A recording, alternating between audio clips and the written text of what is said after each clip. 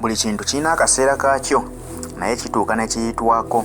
Kakati n'akadde ka Museveni katuuse kaweddeyo. Bannayuganda babadde bakyekulubeeseza ku Museveni mbakakasa nti akadde kammwe kaweddeko.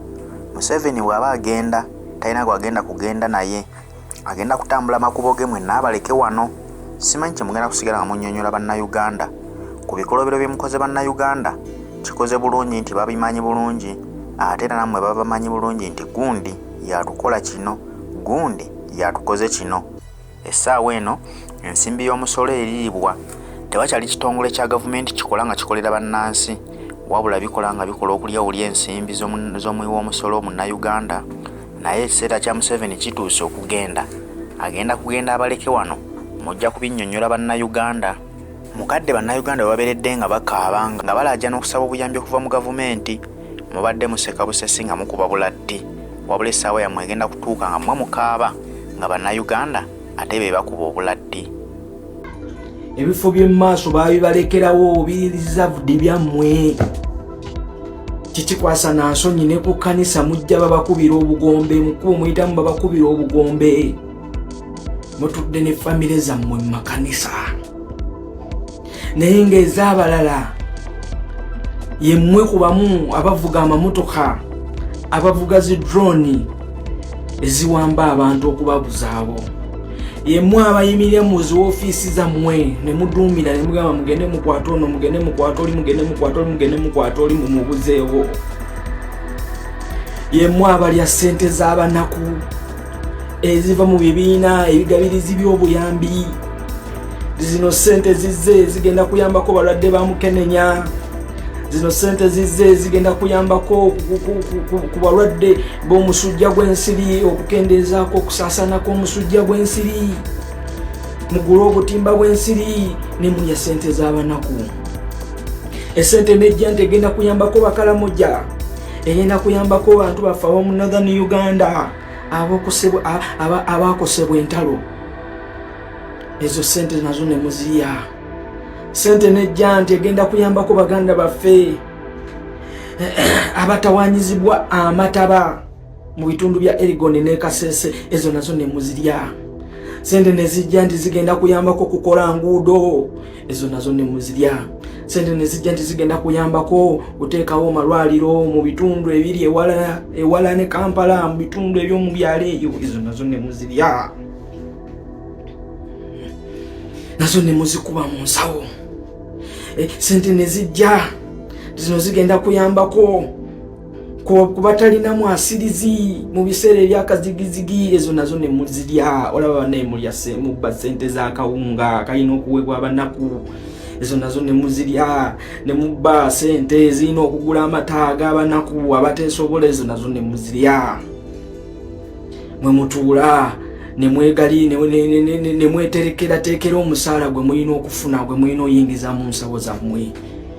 Ofiisi ogituddemu, naye ofiisi eyo ogituddemu naawe okimanyi ogituddemu lwakuba nti olina oluganda ku gundi ne gundi, togituddemu mu mateeka. Muli mu makanisa, muli mu makanisa, naye abaana b'abantu bali mu kuvundira mu makomera olw'ebyobufuzi olw'okwawukanya endowooza nammwe.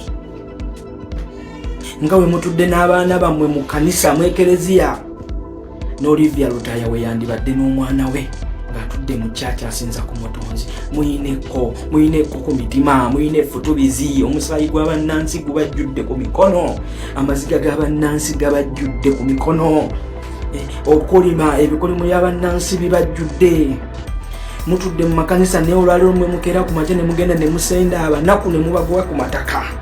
Mwe mukeera ku makya n'ogenda n'ofeekinga ekyapa olw'okuba olina access.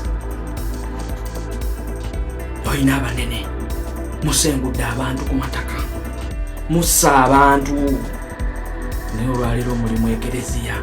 Bwe muwulira nti ono omukulu, simanyi kabona, simanyi ono saabalabirizi, bwe muwulira munnaddiini yenna ng'ono aweereddwa obuvunaanyizibwa ng'oyo Mwangu amusindika Vice President Jessica Lupo oba Prime Minister Robinah Nabbanja, nga Mwangu amubaleetera emmotoka mwekubya ebifaananyi. Olwo mubasibye omumwa, towako ky'oyogera kyonna. oyina kubanga otusinza businze emmotoka yiiyo naye babagambe nti eddwaliro lyekalamo lyekabongo lyetaaga ambulensi, abo mugenda kukwata tukutuku ze mugenda okubawanga ambulensi. Wetuuka akaseera akakazigizigi nga covid ako ne mukakozesa okwongera okwegaggawaza ne muzimba zimoolo ezakabi. Naye nga abanaku olwaleero emmotoka ezaagabibwa mu covid okuyambako abanaku ziriwa mwazikwata ze mwawaba RDC bavuga mileage. Ebitanda sente zayisibwa okugula ebitanda bigende mu malwaliro, amalwaliro gafaanana nga byolooni, mwe temugagenda mwe temuzaalira omwo, muzaalira Germany. Naye mutudde mu makanisa nammwe musinza omutonzi, babeesunga nabwesunza olwokuba mugenda kujja n'ekibaasa ekiwerako. Abamu mpulira mulina bapasita. Abere muli babi nnyo, bantu mmwe muli babi nnyo. Olwaleero ebikolwa ebikyamu kwe mutambulira, kwe mugaggawalidde muli ku maali y'abanaku etali yammwe. Buli kimu mwakyefunza, amateeka gakola ku mmwe, ku banaku tegakola. Buli kamu mukabbye mukabizza bannansi amaziga. Ekisinga okwasa ennaku temukkuta. Mubbidde emyaka 37 naye era muganye muwulira mukyayongera okunyuunyunta, mukyalina okunyuunyunta, mukyalina okubba. Mu bizinesi ezammwe tebaziggyako musolo. Bizinesi obw'abanaku bwe bajjako omusolo. Mmwe muzimba mu ntobazi, abanaku be mugoba mu ntobazi. Entobazi zammwe bagagga. Abaana b'abanaku mubagobye ku nnyanja. Buli bizinesi mwe mugiyingiramu, ennyanja mwagiyingiramu, abaana mwabagoba mu buvubi, mwe kati muli ku nnyanja. Kasooli mumugobyemu abanaku, bizinesi ya kasooli nayo mwagiyingidde. Emmwanyi mugigobyemu abanaku, ebizinesi y'emmwanyi nayo mwagiyingidde. Bizinesi y'amata yammwe n'amatooke. Bwe tutuuka okubeyiringa out nti bizinesi zeemu akati abaga mmwe mukwata ssente z'omuwi w'omusolo ne mwebeyiringa out.